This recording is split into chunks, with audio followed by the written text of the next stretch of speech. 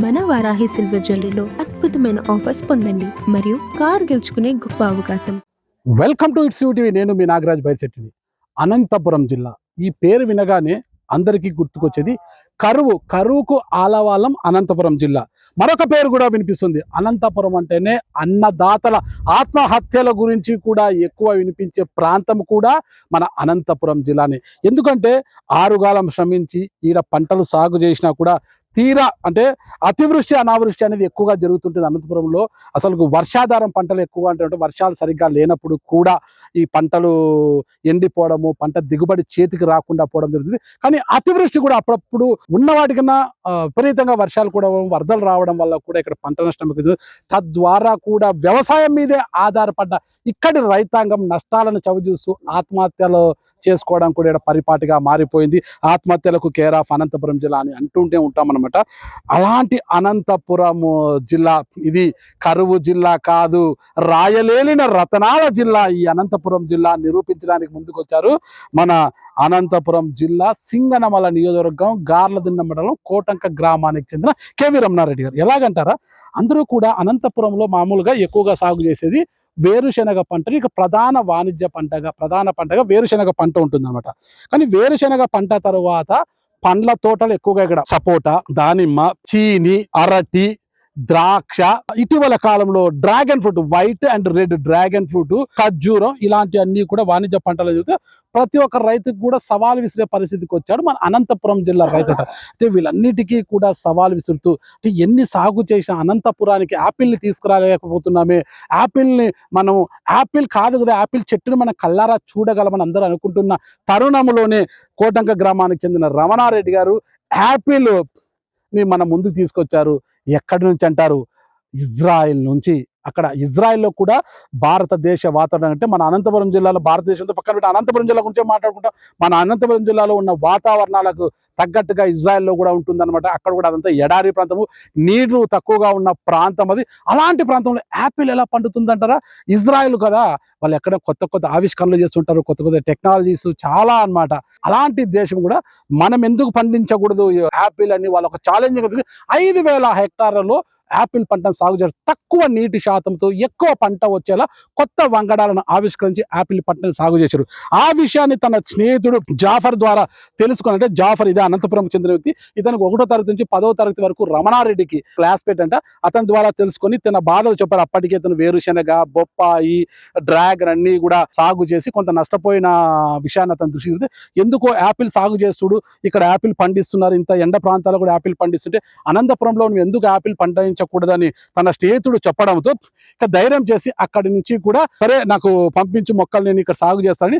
సరే ఎలాగ వాళ్ళని పట్టుకొని చాలా సవాళ్ళకు ఆంక్షలు ఉంటాయి. యాపిల్ మొక్కల్ని మన భారతదేశానికి తీసుకురావాలంటే గిన చాలా అనుమతులు అవన్నీ ఉంటాయి. మరి ఆ అనుమతులన్నీ దాటి ఎలా ఇక్కడికి తీసుకొచ్చారనేది మనకి ఇంతవరకు తెలియడం రాదు. అయితే ఏదేమిటంటే దాదాపు 1,500 మొక్కలు ఇజ్రాయెల్ నుంచి కూడా ఇక్కడికి రమణారెడ్డి తీసుకువచ్చి తనకున్న 8 ఎకరాల పొలంలో 2.5 ఎకరాల్లో యాపిల్ మొక్కలను, అంటే ఫస్ట్ ఇక్కడికి తెచ్చిన చిన్న చిన్న నార్లు ఉంటాయి, చిన్న చిన్న మొక్కలు, టమోటా మొక్కలు ఎలా చిన్న చిన్నగా వస్తాయో అలాంటి మొక్కలకి నర్సరీలలో 4 నెలల పాటు దాన్ని సంరక్షించి అడుగున్నర అయిన తర్వాత, ఆ మొక్కలని అడుగున్నర మొక్క అయిన తర్వాత తీసుకొచ్చి తన పొలంలో మొత్తం కూడా ఇదంతా రెడ్ సాయిల్, ఇదంతా చూడొచ్చు, రెడ్ సాయిల్ ఇదంతా కూడా ఎర్రమన్ను అనేలకే చాలా సారవంతమైన మన్ను ఇది. ఈ ప్రాంతానికి తీసుకొచ్చి ఇక్కడ ఈ మొక్కలు ఇక్కడ 1 ఎకరాకు 600 మొక్కలు చొప్పున చూడొచ్చు. మొత్తం కూడా ఇవి అంటే ఒక్కొక్క మొక్కకు 5 అడుగుల గ్యాప్ పెట్టాడు అనమాట, చాలా సారవంతంగా ఏపుగా పెరగడానికి. అలాగే ఇటుగా కూడా 12 అడుగుల రస్తా పెట్టాడు. మొత్తం కూడా డ్రిప్ అనమాట. ఇదంతా కూడా తన వ్యవసాయ పొలంలో 2 ఇంచుల వాటర్ పడడంతో బోర్లు వాటిని బేస్ చేసుకొని డ్రిప్ ద్వారా పెట్టేసి ఇక్కడంటే యాపిల్ అంటే మామూలుగా అయితే శీతల వాతావరణంలో పెరుగుతుందంటే కాశ్మీరు, సిమ్లా, హిమాచల్ ప్రదేశ్, అరుణాచల్ ప్రదేశ్ ఇలాంటి ప్రాంతాల్లో పెరుగుతుందట.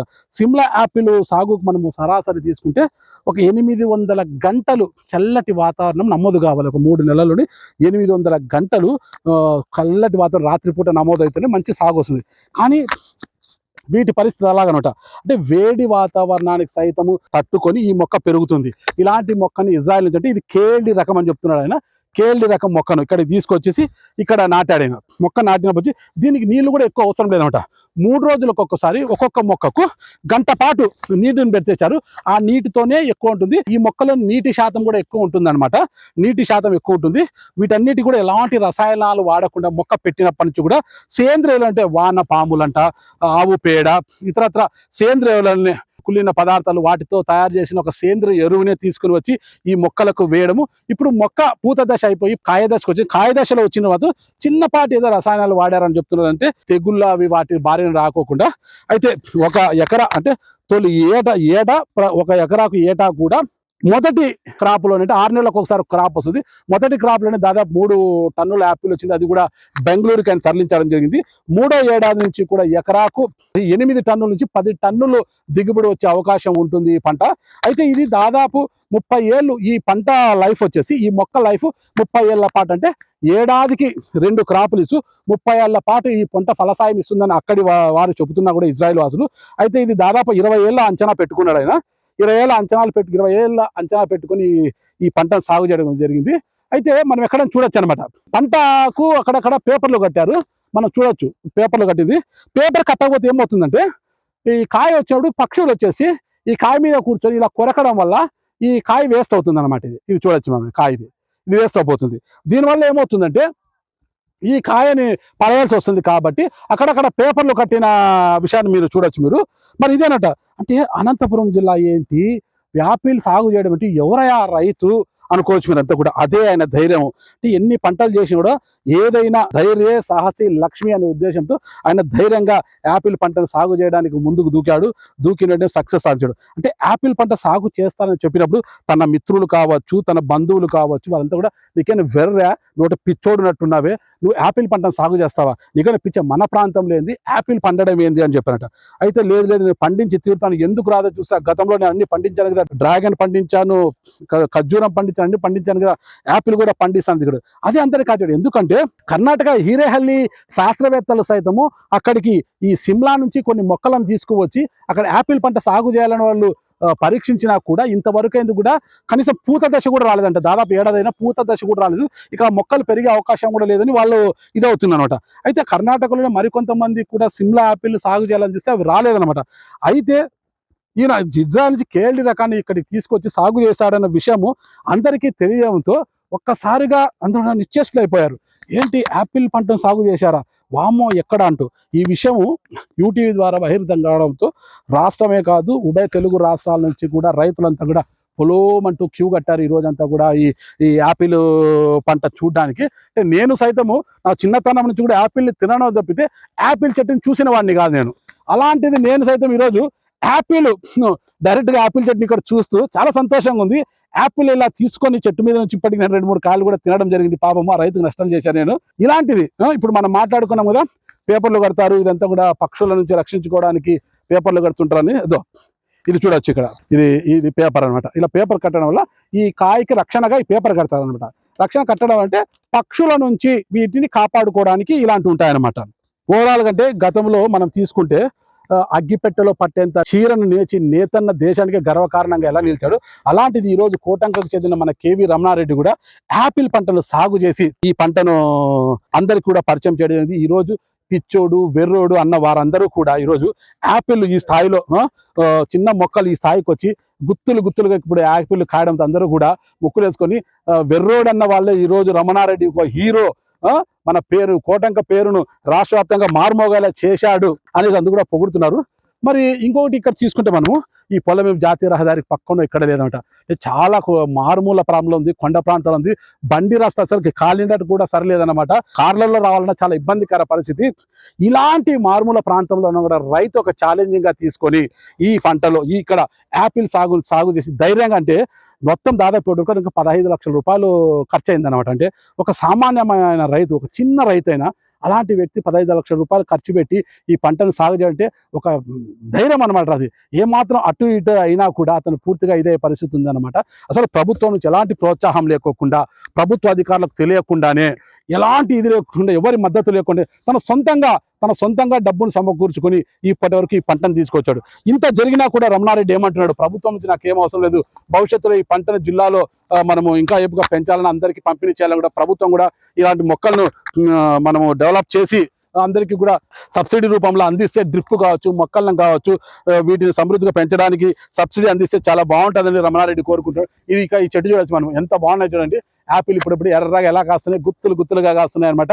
ఇంత పొలము ఇదంతా కారకులు ఎవరంటే ఇక్కడే ఉన్నారు చూడండి, రమణారెడ్డి గారి తండ్రి గారు అయినా ఏదో పెద్ద ఆయన, ఏం పేరు పెద్ద ఆయన చూడు, వెంకటరామరెడ్డి గారు సంపాదించిన ఆస్తి, భూమి. గతంలో ఆయన కూడా ఇదే పొలంలో వేరుశనగ ఇవన్నీ సాగు చేసిన వ్యక్తి.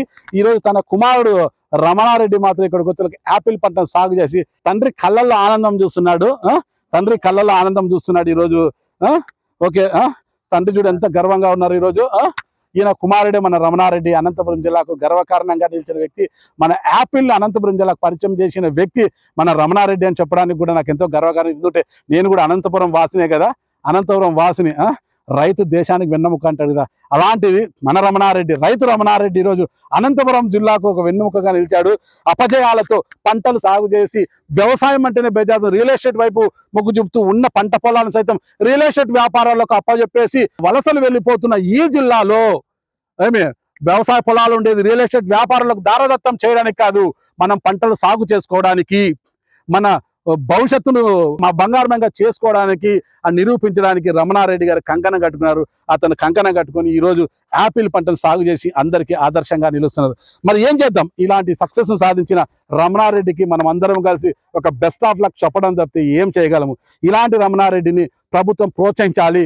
రమణారెడ్డి ద్వారా సూచనలు, సలహాలు చాలా మంది రైతులకు నేర్పించాలి. రమణారెడ్డిని ముందు పెడితే రమణారెడ్డి లాగా ఎంతో మంది రైతులు ఇక్కడ ఈ జిల్లాలో పంటలను సాగు చేసి, యాపిల్ పంటలను సాగు చేసి ఒక భారతదేశానికే, అనంతపురం జిల్లా లాంటి ప్రాంతంలోనే యాపిల్ పంటను సాగు చేస్తున్నారు అంటే గిన దేశానికి అది గర్వకారణంగా నిలిచే అవకాశం కూడా ఉంటుంది. మరి రమణారెడ్డి గారిని ప్రోత్సహించాలనేది ప్రభుత్వాన్ని కూడా మన ద్వారా విన్నవించుకోవడం తప్పితే మనం చేసేది ఏం లేదు.